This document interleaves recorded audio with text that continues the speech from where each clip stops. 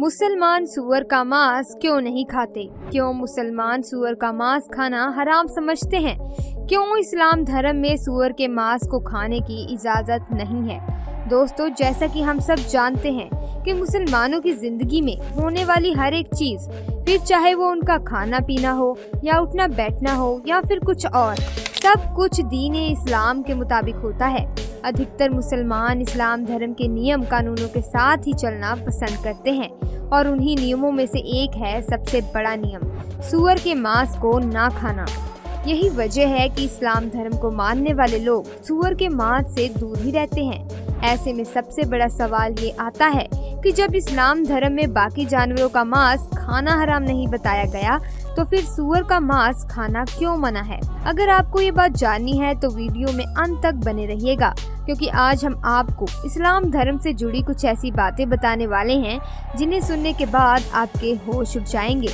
लेकिन अगर आपने हमारे चैनल को अभी तक सब्सक्राइब नहीं किया है तो सब्सक्राइब जरूर कर लें और बेल आइकन को भी प्रेस जरूर करें। जैसा कि हम सबको मालूम है, इस्लाम धर्म में मांस खाना जायज बताया गया है, लेकिन यहाँ भी कुछ शर्तें हैं। क्या चीज खाई जा सकती है और क्या नहीं। ठीक उसी तरह से जिस तरह से इस्लाम में शराब पीना सही नहीं माना गया, वैसे ही इस्लाम धर्म में सूअर का मांस खाना भी मना है। अगर हम मुसलमानों की सबसे पवित्र किताब कुरान शरीफ की बात करें तो सूरा 2 आयत 173, सूरा 5 आयत 3 के साथ साथ और भी कई आयतों के जरिए आदेश दिए गए हैं कि मुसलमानों को ऐसे किसी भी जानवर का मांस नहीं खाना चाहिए जो हलाल ना हो। ऐसे में अब कौन सा जानवर है जो इस्लाम में हराम बताया गया है? कुरान शरीफ में इस बात का जिक्र करते हुए कहा गया है कि मरे हुए जानवरों का मांस खाना हराम है। यहाँ पर मरे हुए जानवर का मतलब है ऐसा जानवर जो किसी वजह से मर गया हो, जैसे कि एक्सीडेंट या फिर बीमारी वगैरह से मरने वाले जानवरों का मांस खाने से इस्लाम धर्म में मानने वाले लोगों को मना किया गया है। हाँ, अगर किसी जानवर को अल्लाह के नाम पर मारा जा रहा है, यानी उसकी कुर्बानी दी जा रही है, तो उसका मांस खाया जा सकता है। दोस्तों, सूरा 5 आयत 3 में लिखा हुआ है, उसने तुमसे केवल मना किया है मृत पशु, खून, सूअर का मांस और वो सब जिसमें अल्लाह के अलावा किसी और का नाम हो।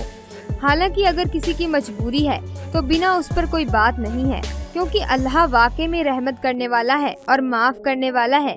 जैसा कि आप सब देख सकते हैं, यहाँ पर खास तौर पर सूअर के मांस को ना खाने की हिदायत दी गई है। खैर, ये तो हुई कुरान की बात, पर क्या आप जानते हैं कि ईसाई धर्म को मानने वाले लोगों की सबसे पवित्र किताब बाइबल में सूअर के मांस को खाने की मनाही है और बुक ऑफ लेविटिकस के चैप्टर नंबर 11 और वर्स नंबर 7 में सूअर को ना खाने का उल्लेख है। अब इतनी सारी धार्मिक किताबें अगर सूअर के मांस को खाने से मना कर रही हैं, तो आखिर इसके पीछे की सबसे बड़ी वजह क्या है? क्यों सूअर के मांस को खाना हराम समझा जाता है? हम आपको इसके पीछे का कारण बताएं, उससे पहले हम आपसे ये जानना चाहते हैं कि आपके दिमाग में सूअर शब्द सुनते ही सबसे पहली चीज क्या आती है? हमें पूरा यकीन है कि आप में से ज्यादातर लोग इसे एक गंदा बदबूदार जानवर समझते होंगे, क्योंकि इससे ज्यादा इसकी कोई वैल्यू नहीं है। ऊपर से सूअर का कैरेक्टर भी बहुत ज्यादा अलग है। ये एक मौकाप्रस्त जानवर है जिसका सबसे पहला मकसद अपना पेट भरना होता है और इसके लिए ये कुछ भी मिलने पर उसको खा लेता है, फिर चाहे वो पेड़ पौधे हों या फिर मरे हुए जानवर का सड़ता हुआ मांस या फिर जानवरों का मूल मूत्र ही क्यों ना हो। सूअर को इस बात से रत्ती भर फर्क नहीं पड़ता कि वो क्या खा रहा है, उसे सिर्फ अपने पेट भरने से मतलब होता है। इसीलिए सूअर को गंदे जानवर की श्रेणी में रखा जाता है। हाँ, माना कि विकसित देशों में सूअर साफ जगहों पर पाले जाते हैं, लेकिन साफ सुथरी जगह पर रहने के बावजूद उनके एक दूसरे का मल खाने की आशंका बनी रहती है, क्योंकि ये चीज उनकी फितरत में होती है। जिस तरह कोयले को चाहे कितना भी तेल, साबुन, पाउडर से क्यों न लगा दिया जाए, वो रहेगा तो काला ही, और ठीक उसी तरह से सूअर की फितरत भी नहीं बदल सकती। अब जैसे कि गांव और देहातों में जहां लोगों के लिए आधुनिक शौचालय नहीं है, लोग किसी कारणवश खुले में शौच करते हैं और सूअर को कुछ ना मिलने पर सूअर उसका भी सेवन कर लेते हैं। अब जो जानवर दूसरों के मूल मूत्र का सेवन करता है, वो भला किस श्रेणी में आएगा, ये आप खुद समझ सकते हैं। हालांकि कुछ लोग कहते हैं कि ऑस्ट्रेलिया जैसे देशों में सूअर का पालन पोषण बेहद साफ सुथरे तरीके से होता है और हम इस चीज को मानते हैं।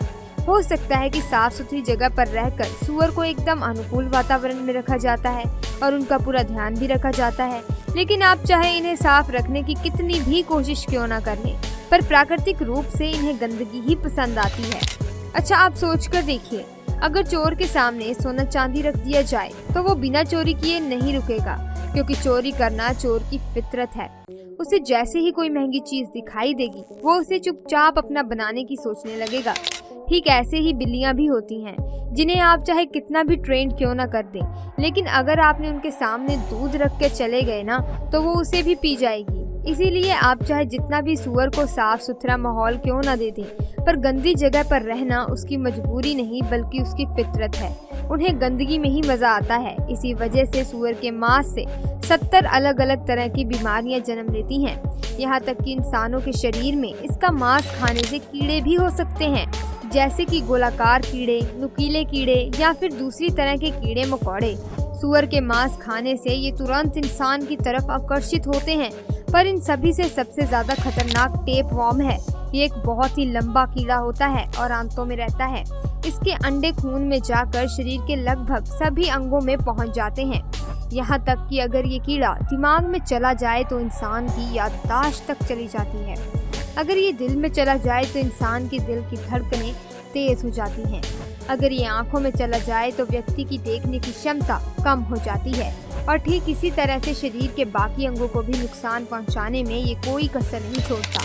अब आप सोच लीजिए कि मात्र सूअर खाने से आपको कितनी ज्यादा परेशानी झेलनी पड़ सकती है। फिर चाहे आप सूअर का मांस कच्चा खाएं या फिर उसे पकाकर खाएं। सूअर के मांस में जो खतरनाक कीड़े होते हैं वो पकाने पर नष्ट नहीं होते। साथ ही सूअर का मांस खाने वाले लोगों को कोलेस्ट्रॉल की भी प्रॉब्लम हो सकती है। और दोस्तों, 50 से ज्यादा अमेरिकन हाइपरटेंशन और डिप्रेशन के शिकार हैं, जिसका बहुत बड़ा कारण उनका खान पान ही है, जिसमें सूअर का मांस बहुत बड़ी भूमिका निभाता है। इन्हीं सब वजह से कुरान पाक में सूअर के मांस को खाना गलत बताया गया है।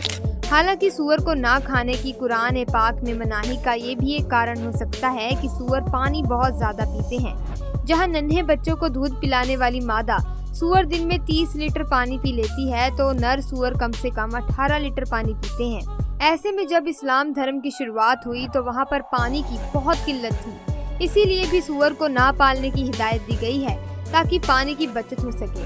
तो दोस्तों, हमें पूरी उम्मीद है कि इस वीडियो में आपको सभी सवालों के जवाब मिल गए होंगे। बाकी आपका इस विषय पर क्या कहना है, हमें कमेंट सेक्शन में आकर जरूर बताएं। और ऐसे ही इंटरेस्टिंग वीडियोस को लगातार देखते रहने के लिए हमारे चैनल को लाइक, शेयर और सब्सक्राइब करना ना भूलें। देखने के लिए शुक्रिया।